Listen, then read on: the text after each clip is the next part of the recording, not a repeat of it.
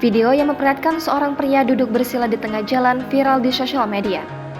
Tampak dalam rekaman video yang diunggah akun Instagram @nomomedsos pada Senin 26 September kemarin.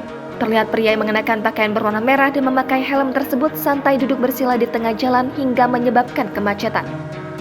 Terlihat juga dalam video, pria yang belum diketahui identitasnya itu seperti sedang bergumam sendiri sambil menggesekkan kedua tangannya. Dituliskan dalam keterangan unggahan jika kejadian tersebut berlokasi di Jalan Watu Renggong dan Pasar Bali dan terjadi pada Senin 26 September kemarin. Hingga kini belum diketahui motif, identitas, ataupun kelanjutan dari aksi pria tersebut. Warganet yang melihat unggahan di akun Instagram @nomomedsos itu pun berbondong-bondong membagikan komentar.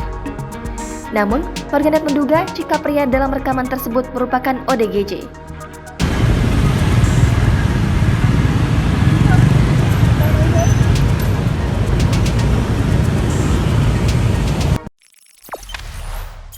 Jangan lupa subscribe, share, komen, dan like ya!